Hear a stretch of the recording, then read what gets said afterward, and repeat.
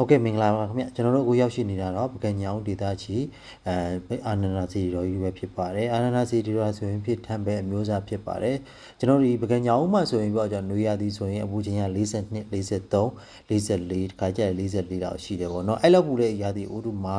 ဒီလိုဖျားတွေရှိခြင်းအဖြစ်ကျွန်တော်တို့ဟိုးအရင်ကတုန်းကဆိုရင်ကျွန်တော်တို့ဒီအဲယာကွန်တွေလည်းမပေါ်သေးဘူးပြီးလို့ရှိရင်ခင်မီလီနဲ့လည်းပေါ်သေးတဲ့ခါကျတော့ဒီလိုဖျားတွေရှိခြင်းအပြင်ကျွန်တော်ပကံညောင်ဒေတာမှာရှိတဲ့အဖိုးအပွားတွေ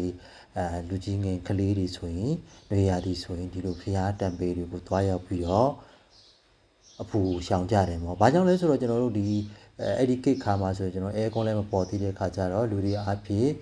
များသောအဖြစ်တက်ကြီးရွယ်ဦးဒီပေါ့နော်ကလေးငယ်တွေတက်ကြီးရွယ်ဦးတွေကဒီလိုဖျားတံပေဒီမှာတွားရောက်ပြီးတော့နေချင်းအဖြစ်တချို့ကလည်းသူတို့ရဲ့ဖြာလေးတွေစားစရာလေးတွေနေမှုပကင်မှာမနှက်ပိုက်ပိုက်ယူသွားမယ်နေဘူးတဲ့အချိန်မှာဒီဖျားထဲမှာနေပဲမယ်ပေါ့နော်ပြီးလို့ရှိရင်သူတို့တွေတရားထိုင်ရင်ထိုင်မယ်တယောက်ကလည်းမိသားစုတွေတရားထိုင်ရင်ထိုင်မယ်တချို့တလေကြတော့လည်း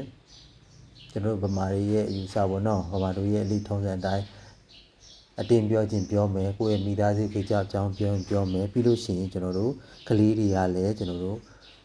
တူတူပုံနဲ့ဆိုရင်ဆိုမှာပေါ့ကံကောင်းစွာလည်းကျွန်တော်အဲ့ဒီနေ့ကျွန်တော်ရောက်သွားတဲ့အခါအာနန္ဒာဘုရားဟာဆိုရင်ကျွန်တော်မီးပြတ်နေတယ်ပေါ့မောမီးပြတ်တဲ့အခါကျတော့ကျွန်တော်တဘာဝအလင်းအတိုင်းဟိုးရှိကိတ်ကပုံစံအတိုင်းကျွန်တော်ဖူးမြော်နိုင်ပါတယ်။ဘာကြောင့်လဲဆိုတော့ကျွန်တော်တို့အာနန္ဒာဘုရားကြီးကိုစတင်တည်ထားဖို့ပဲချိန်နေရကျွန်တော်တို့အဲ့ဒီချိန်တော့ဆိုရင်ဒီမီးတွေပါရမရှိဘူးပေါ့နော်အဲ့ဒါကြောင့်မို့အဲ့ဒီ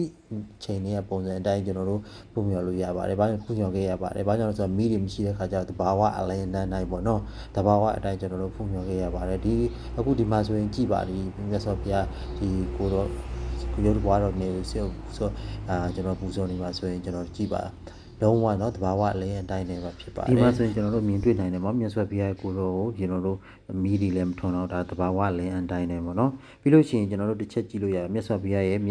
ဆင်းရဲတော်ရဲ့မျက်နှာတော်ကိုကြည့်ပါဒီမျက်နှာတော်ကိုဆိုရင်ဟို့အပေါ်မှာတွေ့ရအလင်းတန်းလေးအလင်းပေါက်လေးဒါဆိုတာအလင်းပေါက်လေးပေါ့နော်ဒီအလင်းကနေမြတ်စွာဘုရားရဲ့မျက်နှာတော်ကိုပူဇော်တာပေါ့ကျွန်တော်တို့ဒီအမှောင်လေးရလာလို့ရှိရင်မြတ်စွာဘုရားရဲ့မျက်နှာတော်ဝင်းပါနေအောင်အဲ့လိုအလင်းတန်းလေးပေါက်တာပေါ့နော်လက်ရှိကိတ်ကလှုပ်ထားခဲ့အမခန်းဒီပညာလေးပေါ့နော်ပြီးလို့ရှိရင်တဘာဝအတိုင်းတဘာဝအလင်းကိုမျက်နှာတော်ကိုထူအောင်မျက်နှာတော်မိဖုမြင့်တင်အောင်လုပ်နိုင်ပါတယ်ပြီးလို့ရှိရင်ကျွန်တော်ဒီမှာကြည့်ပါလေးဝင်လေးပေါက်လေးလည်းကြည့်ပါပြီးလို့ရှိရင်ကျွန်တော်တို့အပြင်မှာဘလောက်ပူပူအထဲမှာဆိုအရင်အေးတယ်ပေါ့နော်ပြီးလို့ရှိရင်လည်းကျွန်တော်ဒီလေဝင်လေပေါက်ကိုကြည့်ပါအလင်းဝင်အလင်းထွက်တယ်ပြီးလို့ရှိရင်ကျွန်တော်ဒီမှာတွေ့ရတဲ့ရုပ်ဘွားတော်တွေထားတဲ့အပေါက်ကလေးတွေကူနေရာလေးတွေပေါ့ဒါဆိုရင်ကျွန်တော်တို့တကယ်လို့တချို့ကူတွေဆိုရင်အတန်ဟိတ်နေပေါ့ဒီမှာဆိုရင်ဒီလိုကျွန်တော်တို့ရုပ်ဘွားတော်ထားတဲ့နေရာလေးတွေလှုပ်ခြင်းအဖြစ်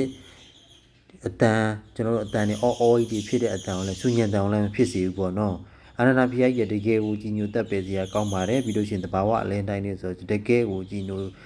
ပြီးတော့တကယ်ဟိုတက်ပဲပြီးစိတ်ကြည်ညိုဝဲရကောင်းပါတယ်